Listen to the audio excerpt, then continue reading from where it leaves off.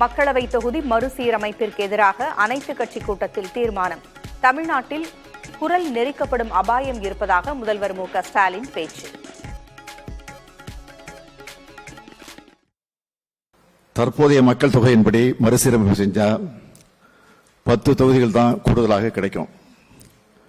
இதனால நான் 12 கூடுதல் தொகுதிகளை இழக்க நேரிடும். இந்த 2 முறைகளிலுமே நமக்கான பிரதிநிதித்துவம் குறைஞ்சு அதிக மக்கள் தொகை கொண்ட மாநிலங்களுக்கு அதிக பிரதிநிதித்துவம் கிடைக்கும். இதனால தமிழ்நாட்டுடைய குரல் நசுக்கப்படும்.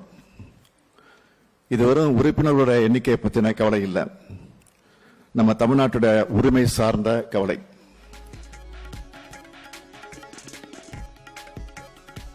ஆயிரத்து 1971 தீர்மானிக்கப்பட்டதன் தொகுதி வரையறையை மேலும் 30 ஆண்டுகளுக்கு நீட்டிக்க வேண்டும். நாடாளுமன்றத்தில் பிரதமர் மோடி அறிவிக்குமாறு முதல்வர் மு.க.ஸ்டாலின் வலியுறுத்தல். 1971 ஆண்டு மக்கள் தொகை அடிப்படையிலேயே நாடாளுமன்ற தொகுதிகள் தொடர்ந்து வரையறுக்கப்படும் என்று கடந்த 2000 ஆண்டில் அன்றைய பிரதமர் அவர்கள் உறுதியளித்தவாறு தற்போதும் இந்த வரையறை 2026 மேலும் 30 ஆண்டுகளுக்கு நீட்டிக்கப்படும் என்று மாண்புமிகு பிரதமர் அவர்கள் நாடாளுமன்றத்தில் உறுதி அளிக்க வேண்டும். தொகுதி மறுசீரமைப்பு தொடர்பான போராட்டங்களை முன்னெடுக்க தென் மாநில எம்பிக்கள், கட்சி பிரதிநிதிகள் கொண்ட கூட்டு நடவடிக்கை குழு விரைவில் கட்சிகளுக்கு அழைப்பு விடுக்கப்படும் என்று முதல்வர் மு.க.ஸ்டாலின் பேச்சு.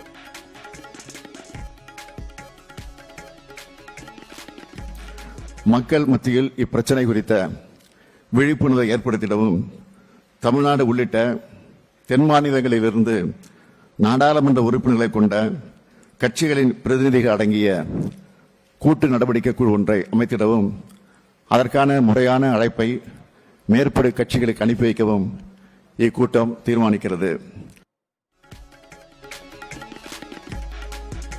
மாநில அரசுடன் கலந்தாலோசிக்காமல் மறுவரையறையை மத்திய அரசு மேற்கொள்ளக்கூடாது என்று திமுகவின் ஆர்.எஸ். பாரதி வலியுறுத்தல்.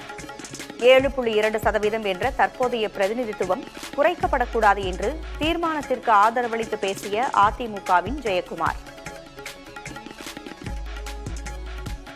தற்போதுள்ள மொத்த மக்களவை தொகுதிகள் 543 என்பதை மாற்றாமல் ஒவ்வொரு மாநிலத்திலும் உள்ள மக்களவை தொகுதியின் சராசரி மக்கள் தொகை அடிப்படையில் மறுசீரமைப்பு செய்தால் எந்த மாநிலத்திற்கும் பாதிப்பு ஏற்படாது.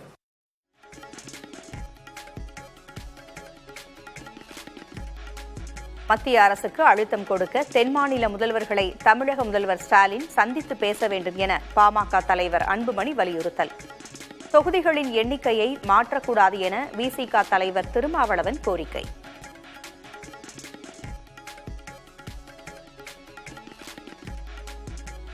தொகுதி மறுசீரமைப்பு தேவையற்றது என அனைத்துக் கட்சி கூட்டத்தில் தவேக பொதுச் செயலாளர் ஆனந்த் கருத்து.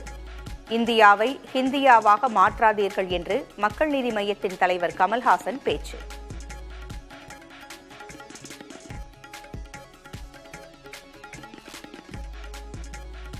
மக்களவை தொகுதி மறுசீரமைப்பு தமிழ்நாட்டிற்கான தண்டனை.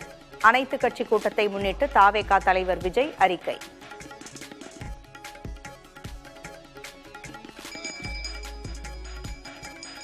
குலசேகரப்பட்டினத்தில் ராக்கெட் ஏவுதள பணிகளை பூமி பூஜையுடன் தொடங்கியது இஸ்ரோ.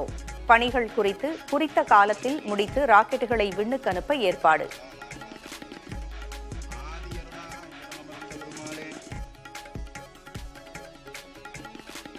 சென்னை கோவிலம்பாக்கத்தில் வீட்டில் இருந்த சமையல் எரிவாயு கசிந்து தீ விபத்து. பலத்த காயமடைந்த 4 பேர் மருத்துவமனையில் அனுமதி.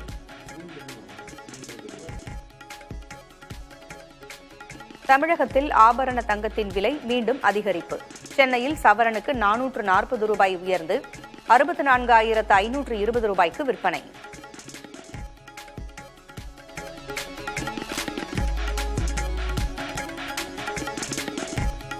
இருபத்தொன்பது ஆண்டுகளில் இல்லாத தொடர் சரிவை சந்தித்து வந்த இந்திய பங்குச் சந்தைகளில் இன்று ஏற்றம். இந்தியா மீதான பதில் வரி ஏப்ரல் 2ஆம் தேதிதான் அமலுக்கு வரும் என அமெரிக்க அதிபர் டிரம்ப் அறிவித்ததன் எதிரொலியாக ஏற்றம் என தகவல்.